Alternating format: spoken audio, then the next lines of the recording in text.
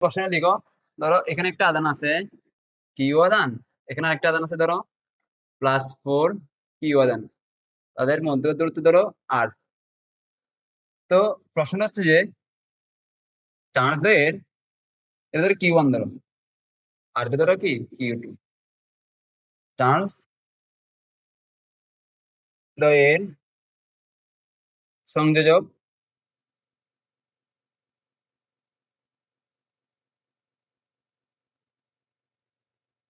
Charge দ্বয়ের সংযোজক সরলরেখার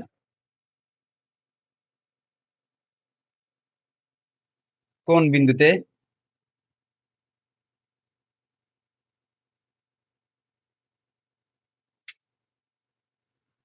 অন্য কোনো আদান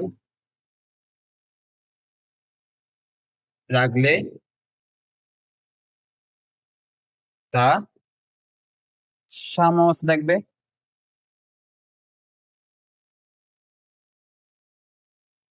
সাম্যাবস্থা থাকবে, অথবা লব্ধি বল শূন্য হবে, লব্ধি বল শূন্য হবে, অথবা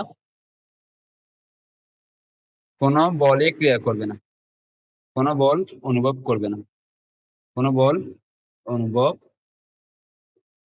অনুভব করবে না। বুঝতে পারছো প্রশ্নটা? যে এই দুইটা আদানের কোন বিন্দুতে, বাইরে অথবা ভিতরে, বা এই পাশে বা এই পাশে, কোন একটা জায়গায় আমি এমন একটা আদান রাখবো যে আদানটা কি থাকবে, স্থির থাকবে, মানে সাম্যাবস্থায় থাকবে, অথবা তার লব্ধি বল কি হবে, শূন্য হবে। হ্যাঁ হ্যাঁ, আকর্ষণ বিকর্ষণ করবে, মানে আকর্ষণ আর বিকর্ষণ কি হবে, দুদিক দিয়ে সেম হবে, মানে স্থির থাকবে আদানটা। বুঝতে পারছো? তো আসো, প্রশ্ন লিখে শেষ। দেখো তো, এটা একটা আদান, তোমরা 9-10 এগুলো মুখস্থ করছো মনে আছে? এই মেথডটা খুবই গুরুত্বপূর্ণ ছিল এবং পরীক্ষায় তোমাদের সময় আসছে, 9-10 আসছে বোর্ড পরীক্ষায়। তো এটা দুইটা আদান, এগুলো মুখস্থ করার বিষয় না, কিন্তু এগুলা মুখস্থ করার বিষয় না। তো দেখো তো, আমরা কি জানি পজিটিভ পজিটিভকে কি করে, বিকর্ষণ করে, কি করে, বিকর্ষণ করে। আবার নেগেটিভ নেগেটিভকে কি করে, বিকর্ষণ করে। আবার পজিটিভ নেগেটিভ অর্থাৎ বিপরীত চিহ্ন বিশিষ্ট আদান কি করে, আকর্ষণ করে, কি করে, আকর্ষণ করে। এটা আমরা জানি। তো এখন দেখো তো, এটা কিউ, এটা 4Q, এটার তুলনায় এটা কি বড় না, এটার তুলনায় এটা কি বড় না, তাহলে এটা এটাকে কি করবে, বিকর্ষণ করবে। এখন আমার প্রশ্ন হচ্ছে যে এখানে এই দুইটা আদানের কোন, এই দুইটা আদানের কোন একটা বিন্দুতে আমি কি করব, অন্য আরেকটা আদান রাখবো, অন্য আরেকটা কি রাখবো, অন্য কোনো আদান রাখলে তা সাম্যাবস্থায় থাকবে কিনা। ধরো আমি এই মধ্যবিন্দুতে, এই দুইটা আদানের মধ্যবিন্দুতে, ধরো এই পয়েন্টটা, এই পয়েন্টটা আমি একটা কি রাখছি, ধরো স্মল কিউ বা ক্যাপিটাল কিউ, ধরো বড়াতের কিউ একটা আদান রাখছি, ঠিক আছে? তাহলে এই বিন্দুতে যদি আমি বড় একটা কিউ আদান রাখি, এটা কি সাম্যাবস্থা থাকবে, এটা আমরা জানি? আমরা ডিরেক্ট জানি না, তো আমরা কি করব, থাকবে কি থাকবে না, আমরা লজিক দিয়ে বের করব। কেমনে? দেখো, দেখো তো, এটা এটাকে আকর্ষণ করবে নাকি বিকর্ষণ করবে, এটা একটি ধনাত্মক আদান, তাহলে এটা এটা কি করবে, অবশ্যই বিকর্ষণ করবে। এবং বিকর্ষণ করলে কোন দিকে, এদিক দিয়ে না? তাহলে আমি ধরি এর জন্য বিকর্ষণ বল ধরো F1, এর জন্য বিকর্ষণ বল কত, F1, ঠিক আছে? আবার দেখো তো, কিউ, কিউ এর জন্য বিকর্ষণ বল কত হবে, F2, তাহলে কিউ এর জন্য বিকর্ষণ বল কত হবে, F2।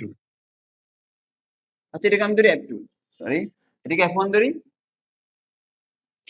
এটাকে F2 ধরি, কারণ এখানে আমি Q1 কিউ ধরছি, তাই জাস্ট মিলানোর জন্য, আর কিছু না। তো এখন দেখো তো, আমি কি করছি, মাঝখানে না রেখে আমি কি করছি, বড় আদানের বাইরে রাখছি, ধরো এখানে রাখলাম, এখানে কি রেখে রাখছি। আচ্ছা আমি আবার রাখি,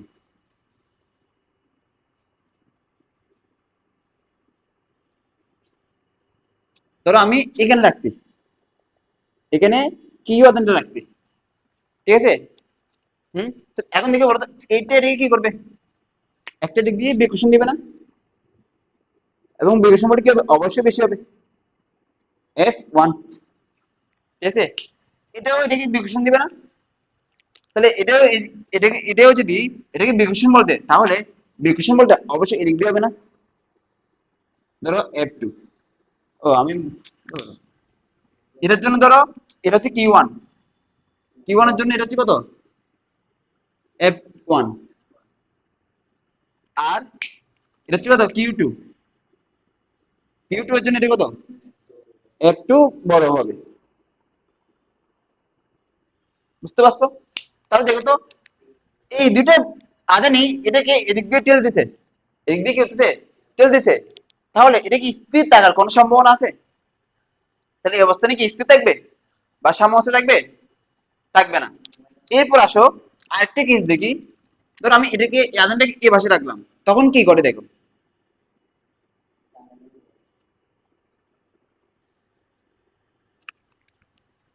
দেখো, তাহলে এখানে আমি রাখছি, এখানে কি আদানটা রাখছি, ঠিক আছে, এখানে কি রাখছি, কি আদানটা রাখছি, তাহলে দেখো তো এটা এটাকে এদিক দিয়ে বিকর্ষণ করবে না, F1, আবার এটা এটাকে এদিক দিয়ে বিকর্ষণ করবে না,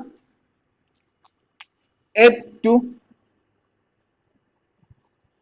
তাহলে ছোট আদানের বাইরে যদি আমি কিউ আদান রাখি, তাহলে এখানে কি এটা স্থির থাকবে বা স্থির থাকার কোনো সম্ভাবনা আছে? তাহলে এই দুইটা কেসের মধ্যে, এটা আর এই কেস, এই দুইটা কেসের মধ্যে কি এই কিউ আদানটা কি স্থির থাকার কোনো সম্ভাবনা নাই। কিন্তু এখানে দেখো তো, একটা বল এদিক দিয়ে আরেকটা বল এদিক দিয়ে ক্লিয়ার হতো, তাহলে এখানে কি আছে, আদান স্থির থাকবে না, মানে স্থির থাকার একটা কি আছে, সম্ভাবনা আছে, বুঝতে পারছো। তাহলে যখনই দুইটা আদান ধনাত্মক হবে, দুইটা আদান কি ধনাত্মক হলে এর মধ্যবিন্দুতে বা মাঝখানে কোন একটি জায়গায় আমি কি করব, অন্য কোন একটা আদান রাখবো, অন্য কোন একটা আদান রাখলে সেটা কি হবে, সাম্যাবস্থায় থাকবে বা কোনো বল অনুভব করবে না, বুঝতে পারছো।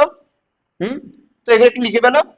এরপর তোমরা আঁকো এবং দেখো, দেখো তো আমি ধরি ছোট আদান থেকে, কার থেকে, Q1 থেকে, এই Q1 কি ছোট আদান, মানে মানটা কি এটার তুলনায় কম, বুঝতে পারছো। তাহলে ছোট আদান থেকে এটা আমি কি করব, x দূরত্বে কিউ আদানটা রাখবো, x দূরত্বে যদি কিউ আদানটা রাখি, তাহলে এটা কি হবে, সাম্যাবস্থায় থাকবে, বুঝতে পারছো নাকি বোঝা নাই। এবং এই এতটুকু দূরত্ব হচ্ছে কত, কত দিছি আর, ঠিক আছে। এখন আমরা কি করব, এই কিউ আদানটা এটার উপর কতটুকু বল দিচ্ছে, F1 না, তাহলে F1 এর মানটা একবার বের করব। আবার এই 4Q এটা ধরো কি Q2 আদান, Q2 আদান এটার উপর কতটুকু বল দিচ্ছে, F2, তাহলে এটার জন্য আমি কি বের করব, F2 বের করব। তারপর আমরা কি করব, লব্ধি করব। দেখো তো দুইটা আদান কি, এই দুইটা আদান কি বিপরীত দিকে না, বিপরীত দিকে হইলে লব্ধি কি হবে, আলফা কত, 0 না, মানে তাদের মধ্যবর্তী কোণটা কত, 0 না, 0 নাকি 180, 180, বিপরীত দিকে ক্রিয়া করলে 180, একই দিকে ক্রিয়া করলে 0, কেমন। তো দেখো তো, তাহলে লব্ধি হবে কি, এফ নিট হবে কি, F1 মাইনাস কত, F2, ঠিক আছে। তো সাম্য অবস্থায় থাকা মানে কি, তোমার লব্ধিটা কি শূন্য, সাম্য অবস্থায় থাকা মানে কি তোমার লব্ধি শূন্য, অর্থাৎ এর মান কত, শূন্য। তাহলে আমরা কি লিখতে পারি, এখান থেকে F1 ইকুয়াল টু কি F2 লিখতে পারি, বুঝতে পারছো, বুঝা গেছে। তো এরপর দেখো তো, এখন আমরা F1 মানে কি লিখবো, F1 মানে দেখো তো এখান থেকে লিখতে পারি না, F1, F1 কার জন্য, এই Q1 এর জন্য না। তাহলে আমরা জানি যে 1/4 পাই এপসাইলন, যেহেতু শূন্য মাধ্যম মানে কোনো মাধ্যম বলেনি, তাহলে আমরা কি ধরে নিব? শূন্য মাধ্যম ধরে নিব। তাহলে এখানে কি দিব? ইপসাইলন নট ইনটু দুইটা আধানের গুণফল Q1 into Q divide by এতটুকু দূরত্ব। কতটুকু দূরত্ব? Q1 এবং Q এর মধ্যকার দূরত্ব কত? সেটা x স্কয়ার। বুঝতে পারছো? এরপর একইভাবে আমরা কি করব? F2 বের করব। F2 কত হবে? 1/4 পাই এপসাইলন নট ইনটু, দেখো তো এই F2 এটা কার জন্য? এই Q2 আধান এই কিউ এর উপর যে বলটা দিছে সেটা না? তাহলে তাহলে আধান কোন দুইটা নিব? এটা আর এটা নিব। কত হবে সেটা? Q into Q2 divide by এই দুইটা আধানের মধ্যকার দূরত্ব কত? আর মাইনাস এক্স হবে না? তাহলে কি হবে? এটা আর মাইনাস এক্স হোল স্কয়ার। বুঝতে পারছো? বুঝা গেছে? তো এখন এই দুইটা সমীকরণ থেকে আমরা কি করব? এক্স এর মানটা বের করব। তাহলে এই মানগুলো কি করব? আমরা এখানে বসে দিব। এখন কত আসবে? 1/4 পাই এপসাইলন নট, এখানে কত আসবে? Q1 into Q divide by কত? X square equal to 1/4 pi epsilon naught into Q into Q2 divide by কত? R minus one whole square. বুঝতে পারছো? তাহলে এখন দেখো তো এখানে 1/4 পাই এপসাইলন নট কাটাকাটি চলে যাবে এবং কিউ আর কিউ কাটাকাটি চলে যাবে। তাহলে বাকি থাকবে কি আমার? বাকি থাকবে যে এই Q1/x² Q2/r-x² এই জিনিসগুলো বাকি থাকবে না? আমি আমি একটা এখানে লিখি কি বাকি আছে। বাকি থাকবে যে Q1 divided by x square equal to Q2 divided by r-x whole square. বুঝতে পারছো? তোমরা এই ম্যাথগুলো 9 এর মুখস্থ করছিলা, দেখো একটু মনে করে দেখিও।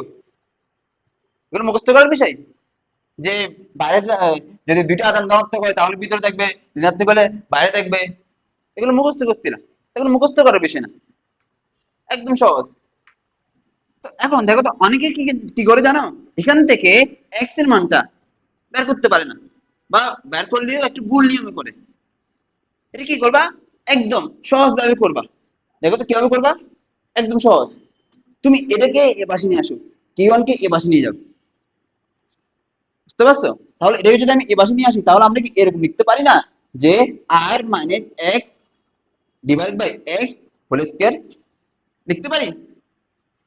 এই লাইনটা বুঝে নি কিউ আসো? তাহলে ইকুয়ালটা কি লিখবো? Q2 divide by Q1। ঠিক আছে? এখন এখানে কি লিখবো?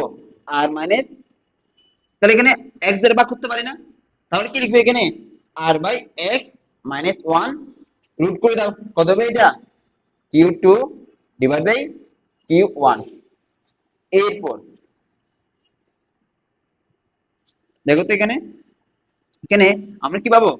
এখানে ওয়ানটাকে এই পাশে নিয়ে যাও, তাহলে পাবো যে আর বাই এক্স ইকুয়াল টু কত হবে?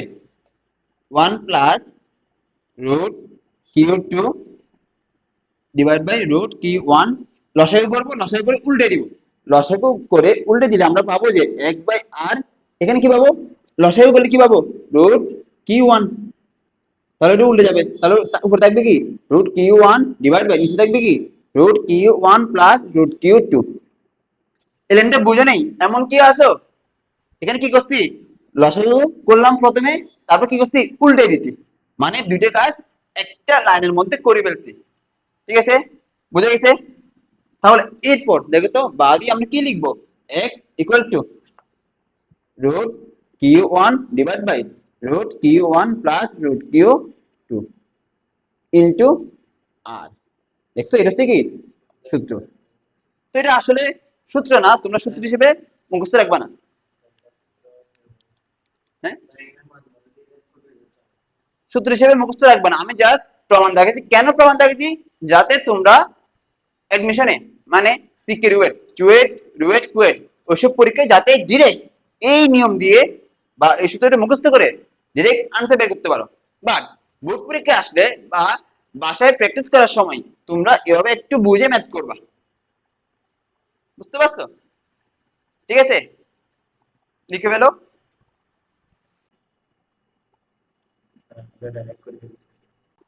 তো এরপর এখানে মান বসে দাও, সমস্যা নেই তো, মান বসে দাও। তাহলে এখানে আমি একটু এদিক দিয়ে মুছি, কেমন?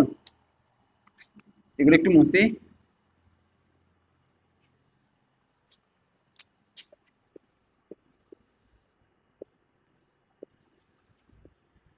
কত পাবো? X root over Q one কত? কিউ, অর্থাৎ উপরে পাবো কত? রুট কিউ, নিচে কত? রুট কিউ প্লাস এটা কত? কিউ টু হচ্ছে কত? ফোর কিউ, তাহলে কত হবে? ফোর কিউ ইন্টু আর, আর এর মানটা দিছি। তুমি কেমনে পাইছো আর এর মান না দিলে? একটু সমীকরণ আসবে আর কি। তাহলে ধরো আর এর মানটা ধরো 10 মিটার, তাহলে আর এর মানটা কত? 10 মিটার। তো এখানে দেখো তো, এখান থেকে আমরা রুট কিউ কমন নিতে পারি না? পারি। তাহলে রুট কিউ কমন নিলে থাকবে কত? 1। এখানে রুট ফোর, রুট ফোর মানে কত? 2 না? এবং উপরে কত? রুট, রুট কত? কিউ ইন্টু কত? 10। তাহলে আনসার হবে কত? 10/3। তো এখান থেকে তুমি ক্যালকুলেটর ছাড়া আনসার করতে পারবে না। কেমন হবে এটা দেখো তো? 3.33333 এভাবে কি হবে আনসার আসবে। বুঝতে পারছো?